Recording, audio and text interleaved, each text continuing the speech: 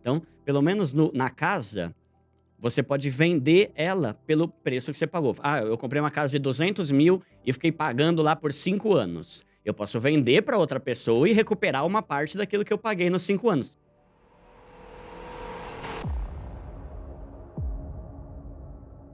Vale a pena comprar imóvel? Não vale? Como é que faz? Bom, sempre para mim vale a pena comprar imóvel. Só tem uma exceção ou outra, que eu diria assim, a pessoa que viaja muito. Tipo, o cara trabalha, tem hora que tá em Fortaleza, tem hora que tá no Recife, tem hora que tá no Sul, Balneário, né? Aí realmente não vale a pena você ficar, não dá pra você ficar comprando casa. Mas eu sou da opinião que todo ser humano tem que ter a própria casa. Ah, Duda, mas você não manja nada, cara. Você é moleque, você tá chegando agora. Cara, eu fiz um vídeo esses dias lá no meu Instagram mostrando a opinião dos maiores livros de finanças do mundo. Todos falam a mesma coisa. O Homem Mais Rico da Babilônia, Os Segredos da Mente Milionária, A Psicologia Financeira, O Kiyosaki do Pai Rico, Pai Pobre, né? Todos esses livros falam, tenha sua própria casa. Aí o Pai Rico, Pai Pobre, no grande clássico dele, né? Ele fala sobre a casa, muitas vezes, não ser um ativo, ser um passivo. Aí todo mundo começou a falar, nossa, viu só? Ele é fera, hein? Ele é contra comprar casa própria. Aí ele escreveu um outro livro, que chama, acho que Cartas do Pai Rico, Pai Pobre, esclarecendo isso. Aí ele chega e fala, não, peraí. Eu nunca falei que não é pra você ter uma casa própria. Eu mesmo tenho minha casa própria e acho uma ótima decisão. O que eu falei lá é que nem sempre a casa própria vai valorizar. Mas que ter casa é universal, ninguém não quer ter casa.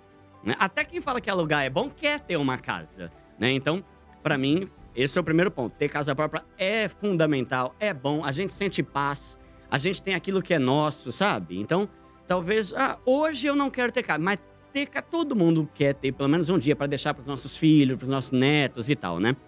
Então, lá no meu canal, eu falo para pobre, né? 99% do que eu falo lá é voltado para pobre. E o que eu vejo é que tem muita distorção a respeito do aluguel versus financiamento. Tem muita comparação sem noção nenhuma que não se aplica para pobre. Tem muito valor que não condiz com a renda de quem é pobre. Então, vou dar um exemplo. O que vale mais? Você financiar uma casa de 400 mil ou você alugar e pagar um aluguel ali de 1.800? Aí o pessoal fala, porque o aluguel vai sair muito mais barato que a parcela de 400 mil. Mas daí eu falo, mas quem falou que pobre compra casa de 400 mil? Entende? Tipo assim, o meu canal é voltado para pobre. Pobre não, nem aluga e nem compra casa de 400 mil. Compra uma casa pelo programa Casa Verde Amarelo do governo, que custa 200 mil e a parcela vai ser mais barata que qualquer aluguel que você me botar na frente. Então, eu entendo isso. Aqui tem canais que tem uma clientela, os seguidores de um nível de vida diferente, e talvez aquilo que ele está falando vai fazer sentido. Por exemplo, se você tem 1 milhão, vale muito mais a pena você alugar uma casa e... você investir 1 milhão, ter uma renda passiva ali de 10 pau por mês, aluga uma casa por 5 e sobra 5. Isso não tem cabimento nenhum para um pobre, entende? Nenhum pobre tem 1 milhão, né? Então, eu sou... e não mudo minha opinião, cara. Tenha a sua casa própria. É o que o cara fala no livro O Homem Mais Rico da Babilônia, né? Tenha a sua própria casa. Todo homem, ali generalizando o gênero humano, né? Todo homem deve ter o seu próprio teto, um lugar, o teu próprio chão, um lugar para falar que é seu. Aí ele finaliza falando que bênçãos recaem sobre o homem que tem sua própria casa. Então, eu sou dessa opinião, e eu sei que muita gente não concorda, mas eu acredito que a maioria dos argumentos, que muitas vezes são válidos mesmo, são válidos, mas não vale para pobre. Ô, primo, mas sabe o que eu acho? Não sei se você concorda comigo e o Diga. André também.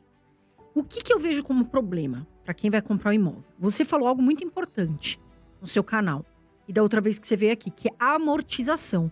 Então, o que acontece, infelizmente, com muitos brasileiros? Eles compram lá a casa, vamos supor, né, de 250 mil, financiam, não dão uma entrada, vamos supor, financia tudo, né? E no meio desse caminho, eles não têm uma garantia do emprego. E aí, o que acontece? A pessoa foi pagando, só que chegou no meio lá do financiamento, ela não conseguiu pagar, entendeu? Ela perde aquele dinheiro e, infelizmente, perde o imóvel. Você não acha... O que você falaria hoje para uma pessoa pobre, né? Eu digo pobre de dinheiro, para que ela consiga comprar um imóvel, para que ela não caia em armadilhas e perder de repente? Tá, então a primeira coisa é... Eu falo lá no canal, né? Seja um pobre consciente. O que eu quero dizer com isso? Saiba a tua realidade para você não querer ter coisa que não é para você, né? Então, eu, por exemplo, eu morei a vida toda em São Paulo. Eu me mudei para Osasco a contragosto, eu não queria ir para Osasco. Mas lá estava mais barato a casa e ia caber dentro do meu orçamento. Então, para eu não dar um tiro no pé ou meter os pés pelas mãos e fazer asneira e me endividar e me lascar e comprometer meu salário com uma parcela absurda, eu mudei de cidade. Então, a primeira coisa é, vamos ter noção aqui de qual que é a renda familiar da pessoa e quanto que ela deve buscar o valor, assim, no imóvel. Aí, tem esse ponto, por exemplo, que é assim, se eu vou financiar, eu vou pagar em 30 anos. Demora pra caramba e no final, eu vou ter pago quase 3 vezes o valor que eu financiei. Isso é verdade. Só que o que muita gente não fala é o seguinte, eu fiz uma planilha, tá? Planilha Excel básica, tá lá no meu canal.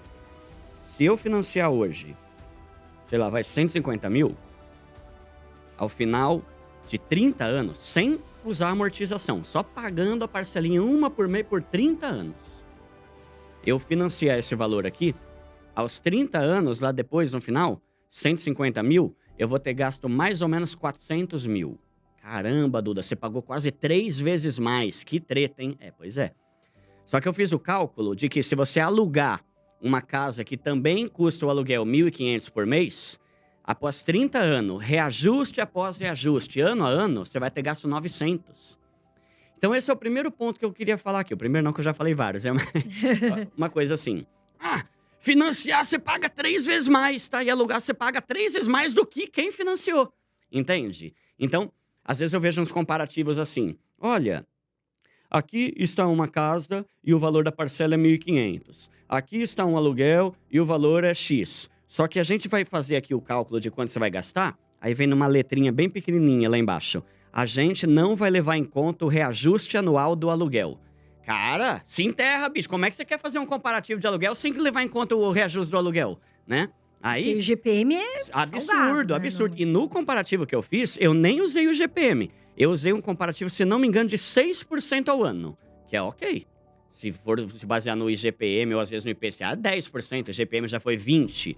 Peguei uma média basiquinha ali, 6%. No final, o cara vai ter gasto 800 mil. E acabou, beleza, vai pra cá que o imóvel não é teu.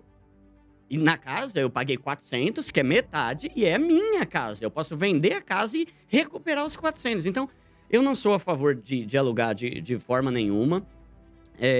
Eu penso que a pessoa tem que buscar o máximo de informação para saber como baratear a coisa. Então, tem programa do governo. Tinha antigamente o Minha Casa Minha Vida, que depois mudou para o Casa Verde e Amarela, que agora, pelo que eu entendi, vai voltar a ser Minha Casa Minha Vida, com a mudança aí do presidente, né? Então, o que é o Casa Verde e Amarela? É um programa que vai te dar juros, tipo assim, metade do valor de uma casa normal.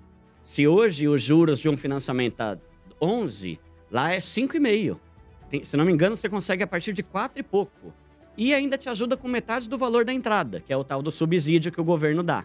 Então, você pega ali, vou dar o meu exemplo. O meu apartamento lá custou 250 mil.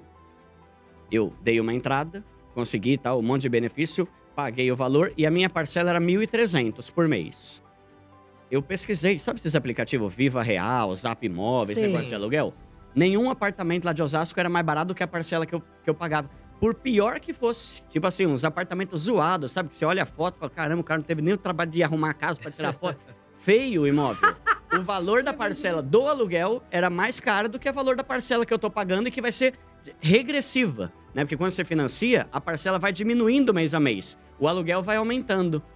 Então é isso, sabe? É você pensar que tem que encaixar no seu orçamento. Pra mim, eu não vejo sentido. Quando que eu acho que vale a pena você viver de aluguel?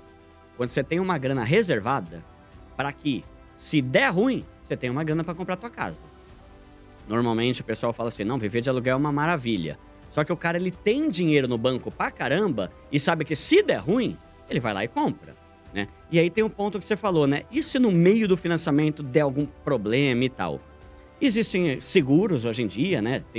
Dá pra você contratar seguro desse tipo aí, que em caso de morte, em caso de desemprego e tal. Mas tem o fato também de que, independente se você tá morando ou se você tá alugando, se secar a tua torneira de renda, você tá ferrado de qualquer jeito, né?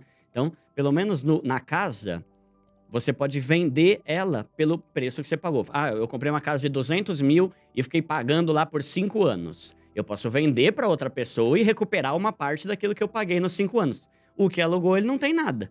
Então, ele não tem para onde ir, também nem tem o que vender, porque nunca foi dele, né? Então, é mais ou menos essa linha que eu sigo. Eu entendo os argumentos, eu entendo que você investir uma grana alta é muito melhor do que você comprar uma casa, porque dá para você ter uma renda passiva que paga o aluguel e ainda sobra. Mas pra galera que segue o meu canal, não faz sentido eu falar que investir 500 mil é melhor, porque a pessoa não tem 500 mil, né?